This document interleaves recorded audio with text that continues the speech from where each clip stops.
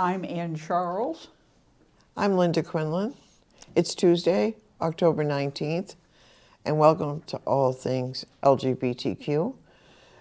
We're taping in Montpelier, Vermont, which is, we recognize as unceded Indigenous land. Ann, do you have headlines? I certainly do. I have many headlines and a couple of movie clips. So it's going to be an action-packed show. Starting with Europe, this UK airline will no longer address passengers as ladies and gentlemen. Instead, they're going to say, "Hi, everyone." And this is a going trend in airline travel, and British Airways is going to do it. Dutch royals will be allowed to marry partners of the same sex and not lose their seat on the throne. This is a breakthrough. There's a Dutch royal coming up, and she hasn't said where she stands on these matters. But if she chooses to have a same-sex partner, she'll be all set. That's great. Bad news, there's been a huge jump in anti-LGBT hate crimes in the UK. And it spiked, oddly, during the pandemic, during the lockdown. So if there's time, I'll talk more about that. You are playing with fire. The EU faces a crisis over the Polish court ruling that says Polish law supersedes EU law. So that fight continues. Turkish court acquits students for attending a pride march. I don't know if you remember, but I reported on this last time. 18 students and I think one faculty member were arrested at a pride march. And so they've been released, which is overdue. They shouldn't have been arrested in the first place. Now I have a picture I'd like to show you of Chio Gomez, who is a trans man who has been an activist in Mr. Gay World. So now trans men can compete in Mr. Gay World thanks to this black trans drag artist, and that's the way Chio Gomez describes themselves. The more sort of entertainment news, the European Music Awards are going to be held in Budapest despite Hungary's anti-gay laws, and there was a big dispute. The head of the board said, "I'm a gay man." My first impulse was to move it, but they decided they'll be able to maybe raise some consciousness and have solidarity with Hungarian LGBTQ people. That sounds a little like, well, it was convenient. Well, yeah. That could be. That's not what they're saying, but anything is possible. Now I have a picture I'd like to show you of a reserved parking space in Germany for LGBTQ people and migrants. This place in Germany has decreed that 3 parking spots will be saved for LGBTQ people and migrants because they face danger walking home. And so they pull up into a thing with a big LGBT, here I am. Linda, you're kind of cynical tonight. Well, actually, there was a lot of backlash because people are saying LGBT, what about single mothers? What about poor people? So it kind of backfired, but there's a picture of the parking space. Draw your own conclusions. Let's go to Asia. A Russian RuPaul Drag Race knockoff completely erases LGBTQ people. It's like a showcase for this heterosexual cisgender woman, and there's no gay content whatsoever. So activists are outraged, because drag kind of originated in the LGBTQ community. LGBTQ Afghans are facing violent death under the Taliban. They're hiding and fleeing. I mean, this is nothing new. But what is new is Rainbow Railroad, which is the main organization that is trying to help LGBTQ Afghans get out of the country. They report that they've had over 750 requests. Wow. And there's another LGBT, a gay expatriate from Afghanistan who has been working to get people out, and he's had over 500 requests. So it's terrible circumstance there.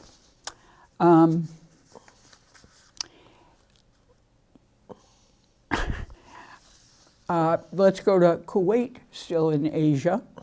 Here's a picture of a transgender woman, Maha al-Mutari, a 40-year-old Kuwaiti transgender woman who's being mercilessly harassed by the police. Now she's been arrested 5 or 6 times, beaten, humiliated, and now she's been arrested for impersonating another gender. Is there a law against that? I guess there is in Kuwait. And over telecom. So she's been broadcasting stuff, and so now she's in jail. Wow. In solitary confinement. Oh.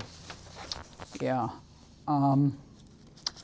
Free expression and privacy rights have been violated in her case.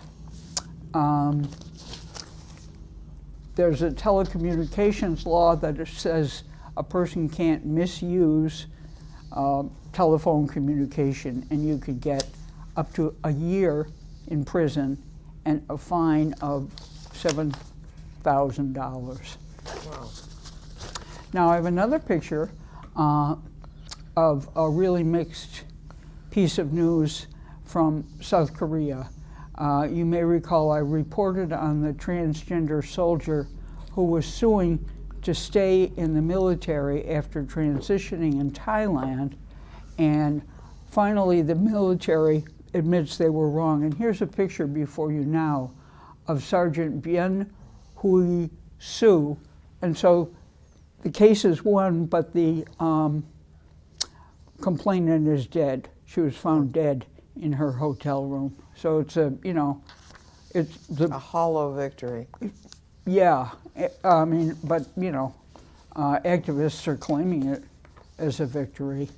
I'm just going through these headlines. Bing, bing, bing. Now I'd like to go to Africa, and I'd like to show you a picture of Guillermo Delgado on the left, Philip Lul on the right, with their lawyer, Uno Kachipuka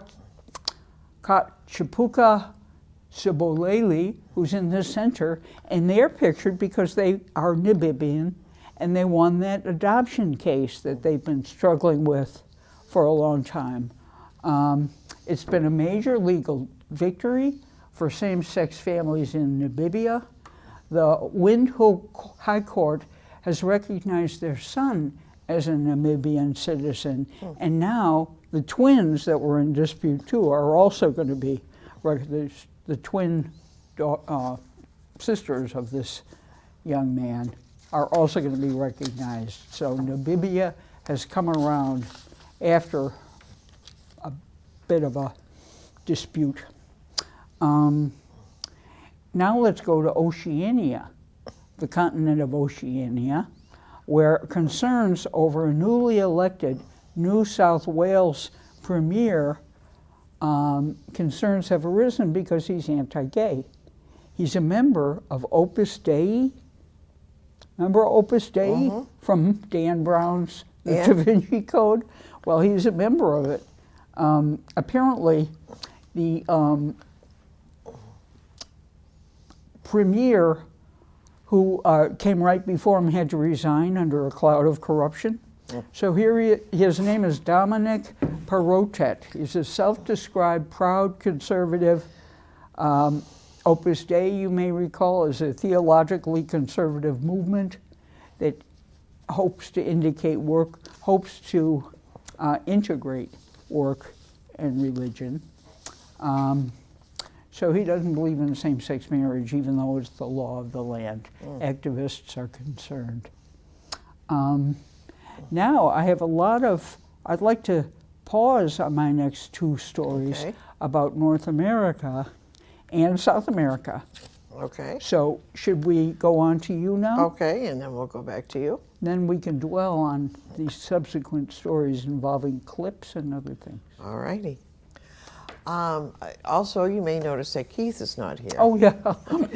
And I just wanted to say he's fine, but he is house-sitting some animals he cannot leave. So. And I have a couple of Canadian stories that he usually covers. Yeah, so. And the first thing I want to say is that Netflix has put itself in America's cultural wars. Who? Netflix. Oh, Netflix. And we'll have that story coming up. A top Republican politician, the lieutenant governor of North Carolina, is facing a wave of outrage. We'll have more about that.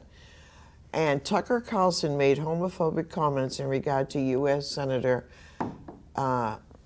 Pete Buttigieg. He's not the senator. He's Secretary U.S. Secretary of Transportation, Right. Pete Buttigieg. Another trans woman of color has been killed in Florida. Royal Poetic Stars, 26, was shot to death in Miami's Gardens, Florida.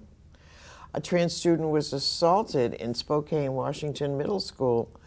The incident was taped, and it shows a student punching the boy while others stood around and watched and laughed. Ian Ring said of the incident, "It was horrible." Did you know there are secret lives of RVing lesbians? Well, I have a picture here.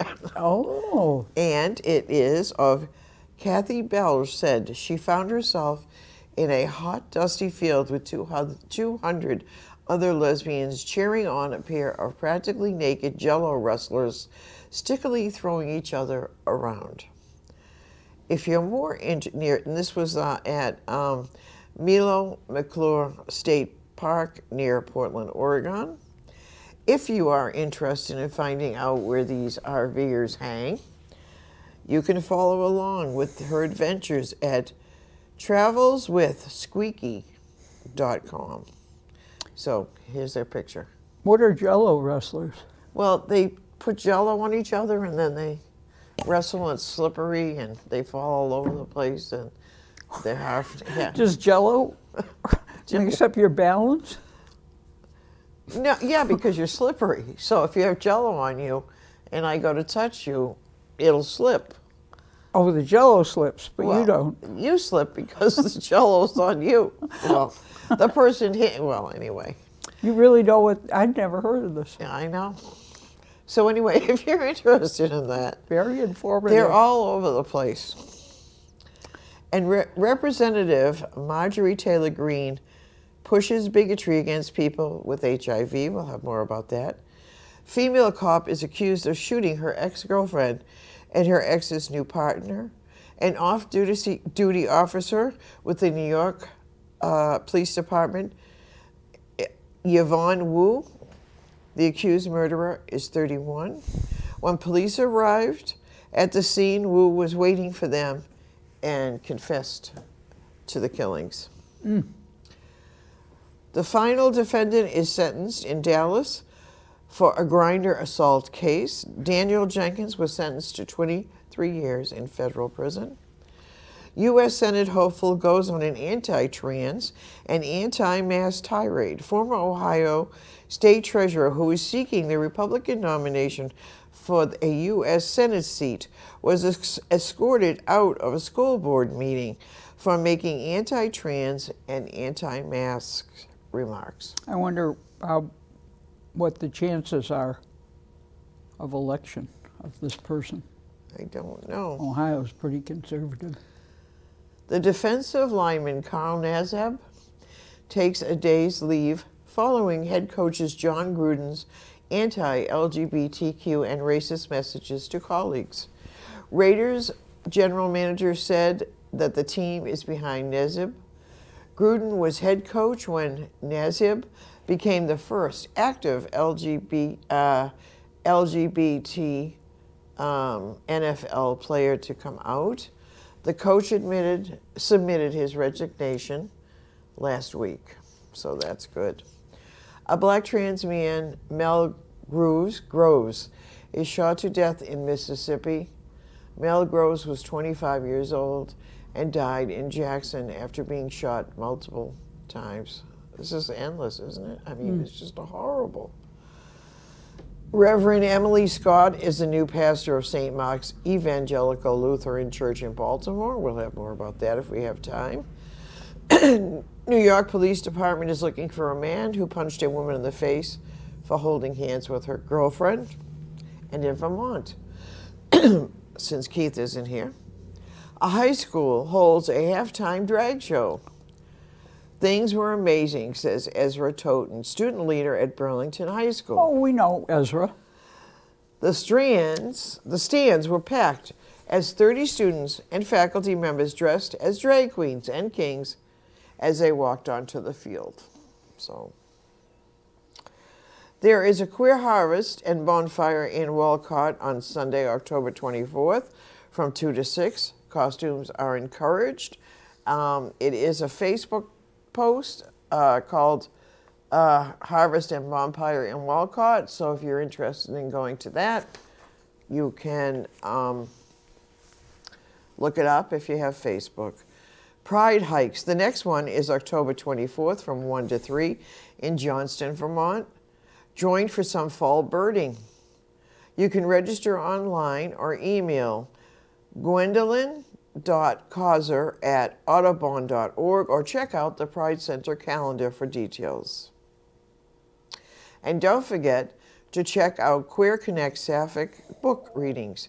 Check them out on Facebook for more details about upcoming readers. They have someone, I think, every week, and it's very exciting. There's a lot of new young writers, and I really enjoyed it when I've watched them. They're really good. Heather Miser has raised more than $1 million in her campaign against anti-LGBTQ Republican Congressman Andy Heiress in Maryland's 1st congressional district. So we'll have more about that if we have time. And Tammy Baldwin has made history throughout almost every stage of her nearly 4-decade career. We'll have more about that. And in Broken Fantasies, a new offering from Breaking Ground, young LGBTQAI+ actors of color perform scenes taken from their actual lives.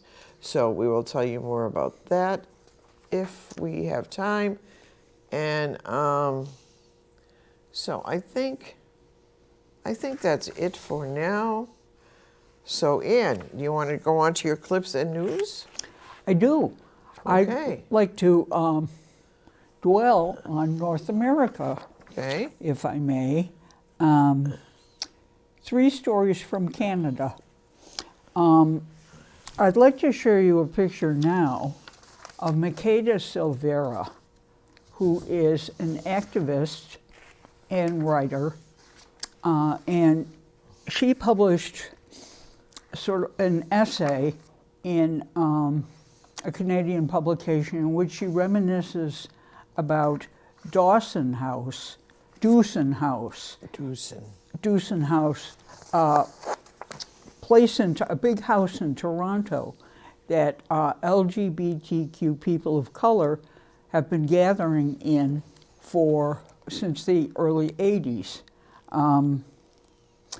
And in this, she says the Dawson House became like Grand Central Station pretty quickly, a point of connection, not only for this is in Toronto, many of Toronto's queers of color and those questioning their sexuality, but also those escaping hostile and isolated communities across Canada. They raised 4 children, fought over housework, gossiped, told stories, held parties, drank, played music. They played Aretha Franklin, Miriam Makeba, Tracy Chapman, Joan Armatrading, Sweet Honey in the Rock, Castleberry Dupree, All great. Tori Reagan, and Buffy St. Marie. And Makeda Silvera is, let me just read you her bio. She's a Jamaican Canadian writer, activist, and lesbian feminist who lives in Toronto. In 1985, she co-founded Sister Vision, Black Women and Women of Color Press, which I remember.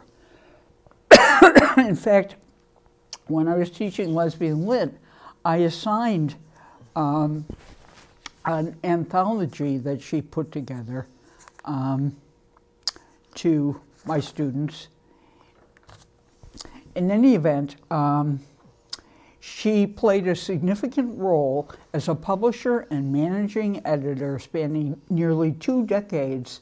Sister Vision created a space for women of color and Indigenous women to see the landscape of Canadian literature, to change it and view it from a different angle. She's written books and numerous essays, and she's also edited many anthologies.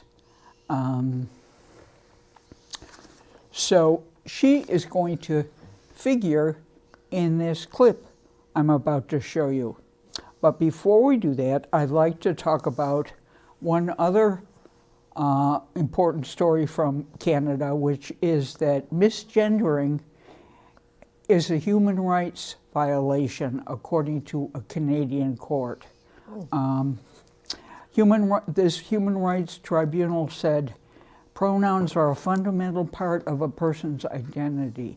And the article I read concerns the crusade of Jessie Nelson, a transgender person who was working in an Italian restaurant and filed a complaint against it because Nelson is non-binary and gender fluid, and this restaurant in British Columbia discriminated against them by using the incorrect pronouns, and the manager insisted.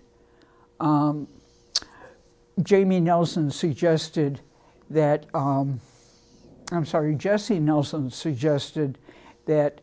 they change their greetings instead of "Hi, ladies and gentlemen" to "Hi, everyone." And the manager said, "You're not going to police my language." This was an ongoing struggle. Finally, an argument ensued, and Jessie Nelson was fired. So, having brought suit and struggled with the legal system, finally, the British Columbia Human Rights Tribunal ruled in their favor. So it was a 42-page ruling that said that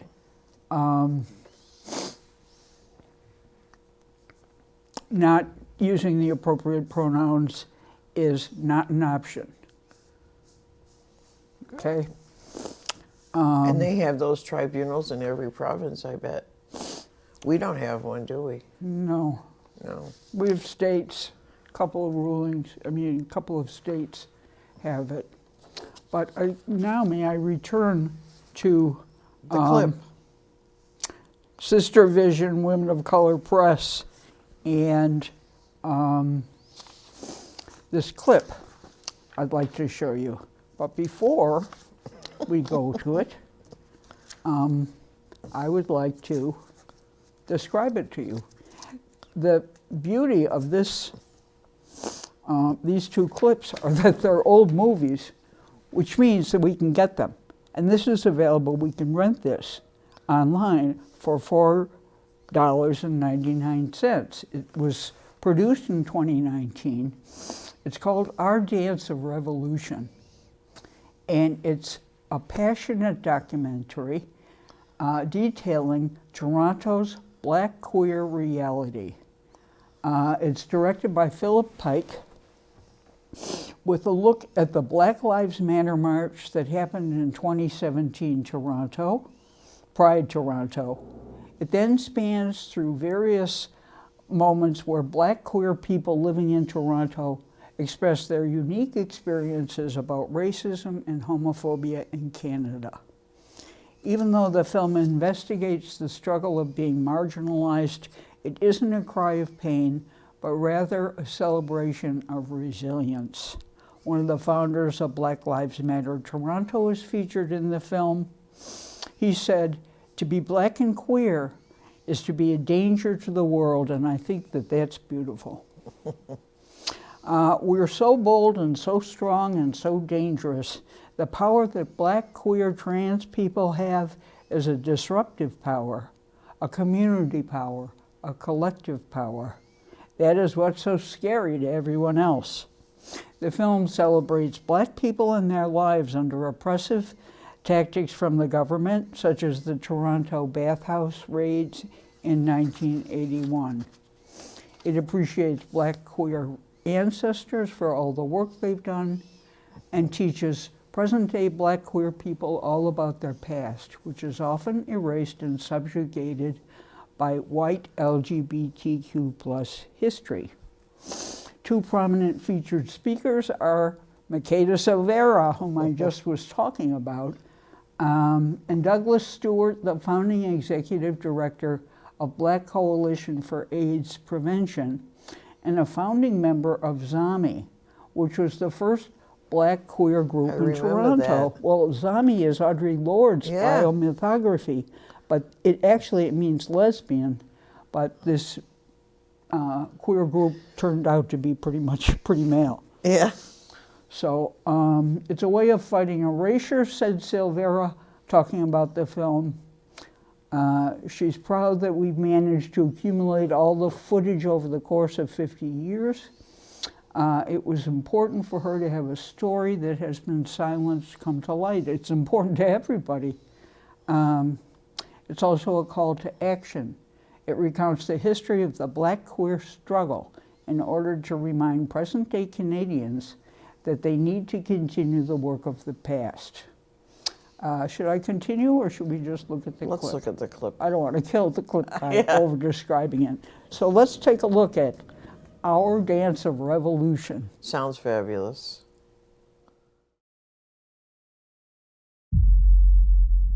To be Black and queer is to be a danger to the world. And I think that that's beautiful. If I had to say one thing to Black, queer, and trans ancestors, it would be thank you. The whole question of lesbian, it was as if we didn't actually exist. We were just beginning as Black gays and lesbians in Toronto to really think about politically organizing. I know this house of lesbians and gays of color. It's a collective. Is our purpose to be a Black group in the queer community or a queer group in the Black community? You don't need a mass to speak back against injustice. At that age, it's about finding place. Learn how to give a speech at a rally. Learn how to pick it. Concrete survival skills about struggle. There was a notion of this sort of political piece, kind of activist piece, kind of marching and being visible piece. But there's always a dancing piece. There's always a celebrating piece. Yes, I see you, brother. Bang, bang, come. Support your people in Africa. They need money. Murderer! Murderer! The place is still. Not all of us have left those spaces healthy and well emotionally. Would you like to be tested for HIV? Yes. On this day, I want to acknowledge those who have fought the good fight. This was when the epidemic was in the height. We have not honored the great, the incomparable Michelle Ross. Diva Michelle. I just want to say before I leave, I want to thank you guys for fighting for us. I am now DJ Black Cat. You're not going to act like we don't exist here. Blockorama was a vision of a group to interrupt the whiteness of pride. I wanted a church for the messy folk, affirming the multiplicities of identities that we inhabited. And that was the beginning of Black Lives Matter Toronto. It's a movement that is led by trans people. It's a movement that is led by women. Please say. the deaths in our communities. We are talking about underrepresentation. We are talking about a pride that is more inclusive to us all. We can come out in love and we come out and dance our dance of revolution.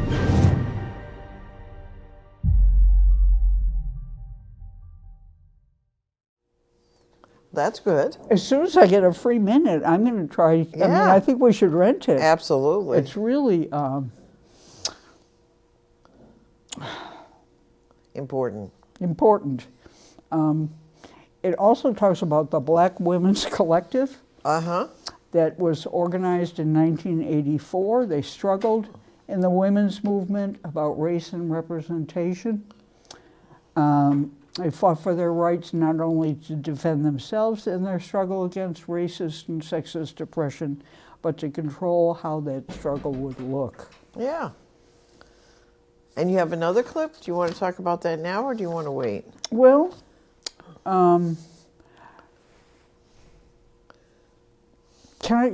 I can't talk more about this film?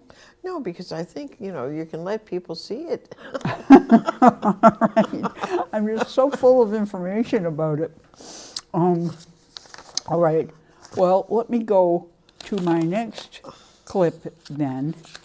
And this is a different continent. This is Paraguay in South America. And I have only two small notes about it. This is called Heiress. And when did this come out? 2018. Okay. So it's on Amazon, it's on HBO, I think, and you can also rent it. And I didn't know anything about it. Maybe our viewers didn't either. That's my hope, because I'm going to tell you about it now. Chela and Chiquita are both descended from wealthy families in Asunción, in Paraguay, and have been together for over 30 years. But recently, their financial situation has worsened, and they have to begin selling off their inherited possessions. But when their debts lead to Chiquita being imprisoned on fraud charges, Chela is forced to face a new reality. Driving for the first time in years without a license, she begins to provide a local taxi service to a group of elderly, wealthy ladies. As Chela settles into her new life, she encounters the much younger Abby. Oh, I'm sorry, Angie. Much younger Angie, forging a fresh and invigorating new connection. Chela finally begins to break out of her shell and engage with the world, embarking on her own personal, intimate revolution. So the problem, Chela was a painter and very reclusive, and Chiquita was very outgoing. So Chiquita in prison makes all these new friends. And Chela discovers Angie. But let me tell you more. It's a Paraguayan drama directed by Marcello Martinezzi. It could be called a quiet movie. There aren't too many earth-shaking moments. The plot is minimal, but this is a glowing review from a glowing review I read. But underneath the film's quiet is a heaving ocean of longing, restlessness, and melancholy. At the film's start, we enter a world where time has essentially stopped for decades. The characters' routines do not bring them happiness, not that we can tell, but the routines are all that they know. Over the course of the film, those routines are shattered, and suddenly time starts rushing forward. Again, bringing with it the unexpected, the painful, the joyful, emotions never before experienced come surging to the surface. This is another one I want to rent immediately. How Martinezzi pulls this off in what is his first feature is nothing less than extraordinary. And this review goes on and continues a glowing report. So now let's take a look at a clip from the Heiresses.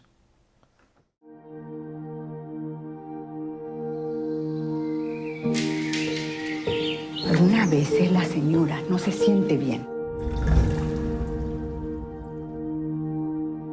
Entonces vos vas a acercarte a ella para hablar o pones música. Hay una pintura de Di Jiménez. ¿Por qué será que la vende? Tenía una deuda nomás. La acusaron de estafa y le mandaron adentro. Lo mismo que a mí. Sí. ¿Por cuánto tiempo?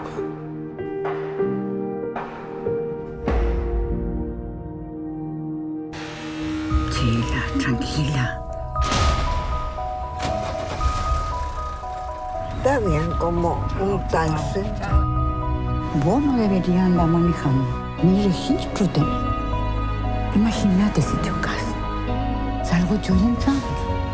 Disculpame, ¿será que me puedes llevar acá cerca un rato? Sí, ¿cómo no?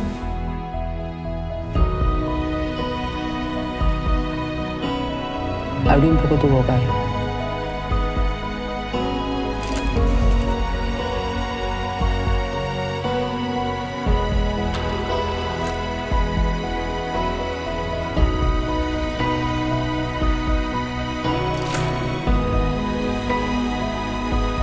Sheila.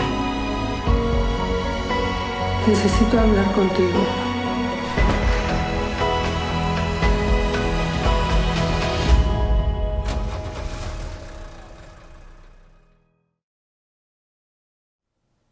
Yeah, we're going to have to go home and I know it. And get the computer up. There was much conversation about the deliberate cinematography, that in the beginning the house looks very shaded and, you know. So those are my two clips. And we could return to a lot of my stories, but I'll do a few of mine and then we'll go back to you. How's that? Very good. All right.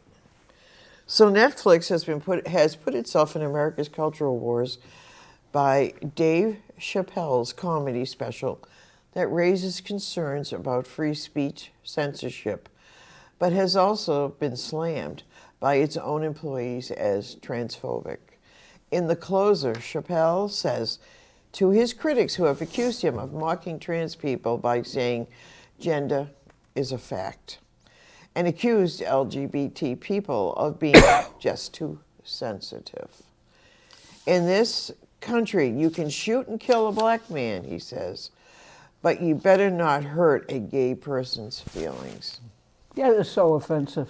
And he accused gay people of being just too sensitive. Netflix says that this show will not be removed. Chappelle is hugely popular and has netted a $24 million outlay from Netflix on his latest special. He compares trans women to the use of blackface. That's horrible. A top Republican politician, the lieutenant governor of North Carolina, is facing a wave of outrage and backlash, which includes demands for his resignation. Mark Robinson has likened gay and trans people to filth.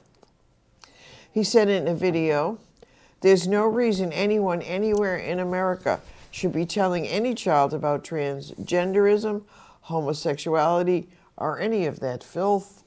And if you don't like it that I said filth, come and see me and I'll explain it to you." Did you watch that clip? Yeah, it was awful, So wasn't disturbing. It was horrible. I mean, the clip I saw was, he was giving a sermon. Yeah. And, the members of this congregation were applauding. I know.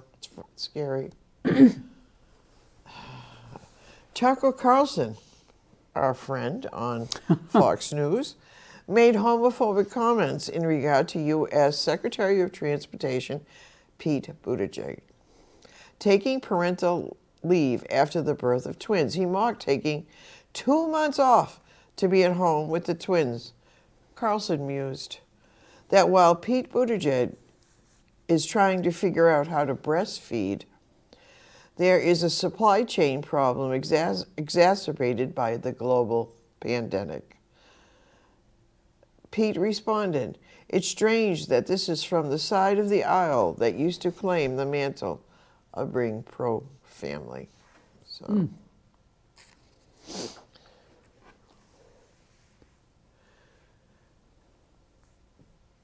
Okay, let's see. Representative Marjorie Taylor Greene pushes bigotry against people with HIV. The fascist NBA, she says, won't let Kyrie Irving's play for refusing to vaccinate, but they let Magic Johnson play with HIV. Oh. Irving's plays for the Brooklyn Nets and he has refused to be vaccinated. New York City requires those who work in pro sports arenas must be vaccinated. So, and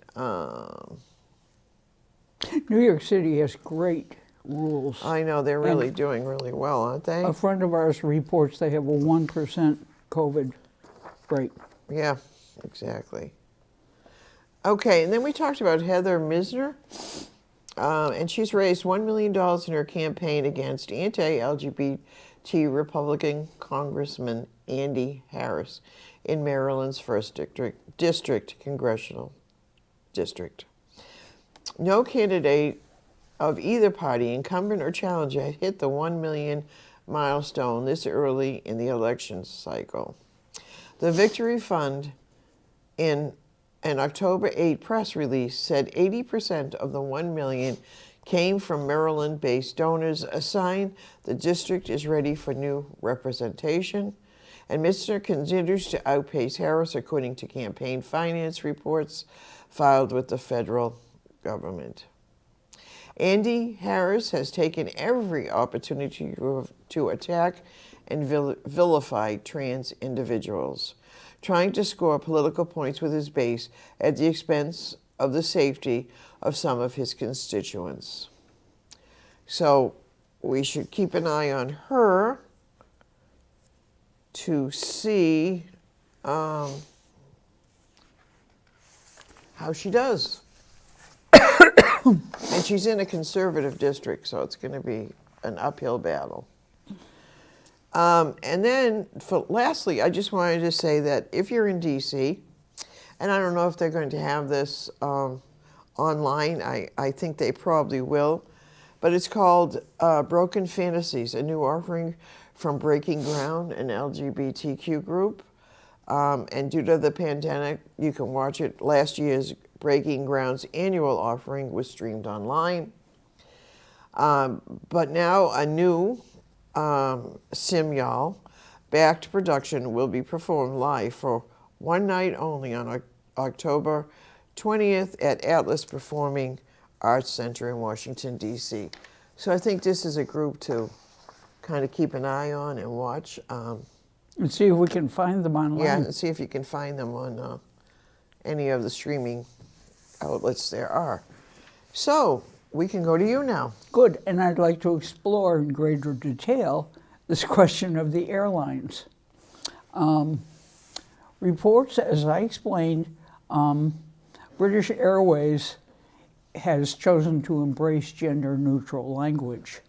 It's dropping the gender greetings on flights as the airlines increasingly recognize the diversity of genders among passengers.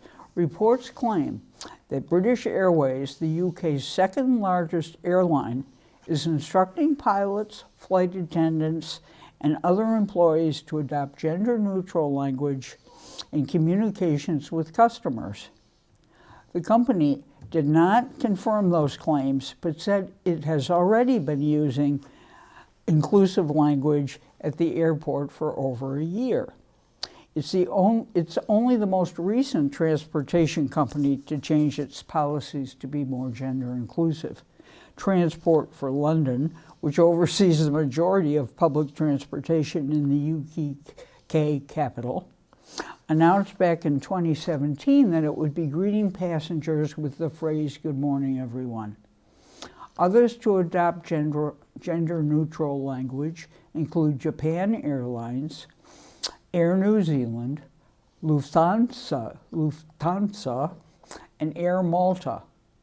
Air Malta now addresses flyers with the message, "Attention all passengers."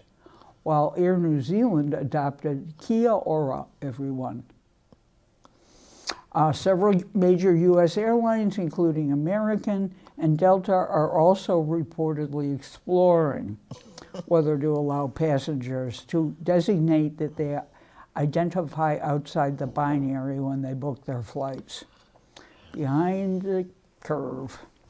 In 1919, Airlines for America in the USA and the International Air Transport Association urged companies to allow prospective flyers to choose gender options like unspecified or undisclosed. Calls to make the flying experience safer and more affirming for non-binary travelers are likely to intensify when the Biden administration unveils its X passport marker.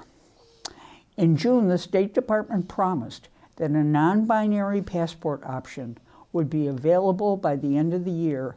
Several countries already allow a third gender marker on passports, including Australia, Canada, Denmark, India, Nepal, and Pakistan.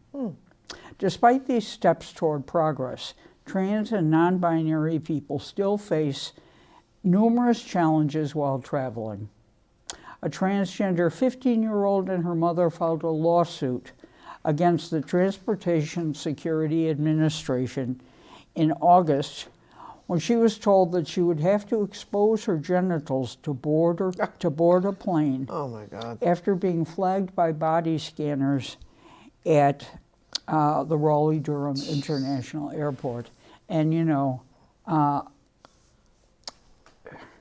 I remember watching an episode of Transparent, that old TV series that highlighted this. You know, it is not an easy passage through all those metal detectors. These experiences are extremely common, this article confirms, despite the fact that trans people comprise just 6% of the United States population. Around 5% of civil rights complaints against the TSA from January 1916 to April 2019. Did I say 2016 to 2019? Were lobbied by transgender customers, according to ProPublica. And while some travel companies are modernizing their policies to meet the needs of transgender and non-binary passengers, not all are embracing these reforms. EasyJet, the UK's largest airline, swiftly following abandoned plans to roll out gender-neutral greetings following a transphobic backlash on Twitter, according to the hospitality news publication Travel Daily Media. EasyJet claimed that it would offer advice to employees on how to better welcome all customers politely and inclusively, but did not specify what that advice might entail. So things are moving forward in the skies, but very slowly and with some And when you do this at the airport, right? They can see presumably everything, right? Yeah. Yeah.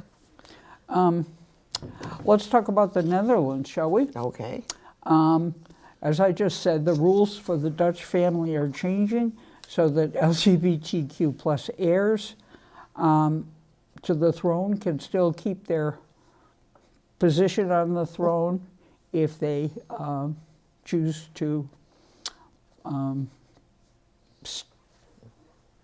out and pursue an LGBTQ lifestyle. Do they have a suspicion, or they just decided to do this? Well, actually, at the end of this story, I can tell you that heirs to the throne in other countries have often hidden their sexuality in fear of being dethroned and disowned, but few have indeed come out.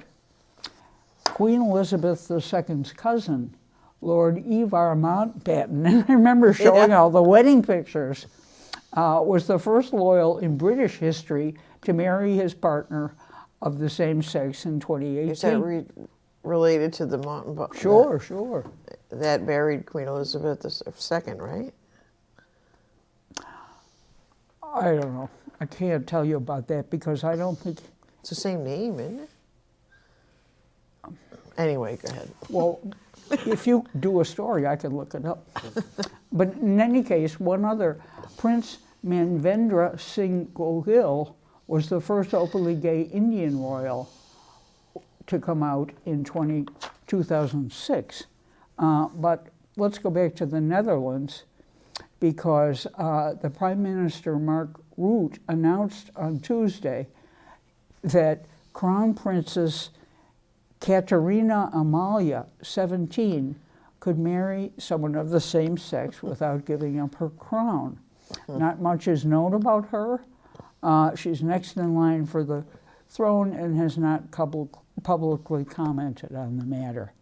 But the Netherlands was the first country to legalize same-sex marriage in 2001, but that did not apply to royals up until now.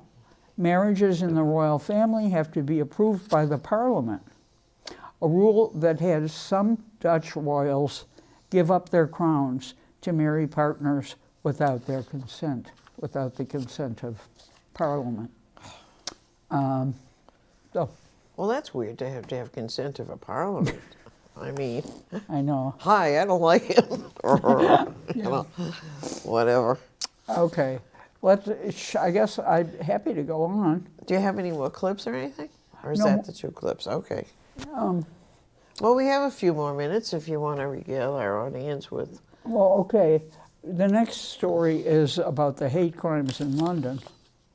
Or I could talk about Warsaw, or the Turkish court, or the options are endless. So let me go ahead to the hate crimes in the UK. Even with chunks of the most recent reporting year, which covers April 2020 to March 2021 being spent in nationwide lockdowns, attacks based on how two people love and who they love and how they identify have continued. And this article talks about this too, a lesbian couple in Liverpool who decided to take a walk in the park on their anniversary, and they were holding hands, and a passerby reprimanded them about not observing social distance.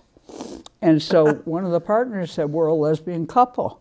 And then he became enraged and, tried to separate them physically and screamed all these homophobic epithets. Reports of homophobic hate crimes have risen by 210% over the past 6 years, while over the same period, transphobic hate crime reports rose by 332%. In the most recent reporting, the highest number of reports based on transphobic hate crimes came from London. Do you think that has to do with Brexit and lockdown? And something's going on in the UK. It's really taking a conservative turn, I think. I know, and that thing with the transphobia. K.J. Rowland. And J.K. Yeah. The anti-trans sentiment within the UK. Do you think it's Brexit and all that rage around Brexit, and then having to be locked down for so long? I mean, I don't know. Yeah, because LGBT people are scapegoats. Yeah, certainly. And when times get tough. But anyway, 287 hate crimes, anti-trans hate crimes occurred in London. 201 occurred in West Yorkshire. Manchester saw 169, West Midlands 126, and Scotland 111. We saw LGBT... And Scotland is kind of a progressive country, Yeah. at least in terms of their laws and stuff. Yeah. We saw LGBTQ plus people targeted as a direct result of the pandemic, either because the pandemic was seen as a punishment for our existence or because of our community's association with HIV/AIDS pandemic, and a notion that LGBTQ people were somehow at the root of this pandemic. Oh, that's a reach, I think. Well, that's what this analyst opines. What we do know for sure from the UK government's own figures is that 90% of hate crimes against LGBTQ plus people go unreported. So these figures only represent a tiny part of the overall amount of abuse and violence faced by the LGBTQ community in the UK today. I think it's more generalized anger myself, and there's a target, the LGBT community, but there's just sort of a generalized rage with Brexit and the pandemic, and LGBTQ people are an easy target as race, and others would be also. So. Well, that's kind of a bleak note to end on. Yes, I don't have any good news though. Well, I do have Tammy Baldwin, but we don't have really time, but she was elected to the House of Representatives in 1999, where, with Bonnie Frank, she co-founded the Congressional LGBTQ plus Equality Caucus in 2008, and was the first out LGBTQ plus person elected to the U.S. Senate in 2012. Baldwin was was also the first woman from Wisconsin to serve in each of those roles. In honor of LGBTQ plus History Month, Senator Baldwin stopped by the LGBTQ podcast to talk about her historic career, what she's doing to make sure that the Equality Act is passed, and to reflect on the current state of LGBTQ plus rights in the United States. So that's a positive note. 3 cheers for Tammy Baldwin. Yes. So we'll leave on that positive note? Let's do it. Okay, and remember to resist.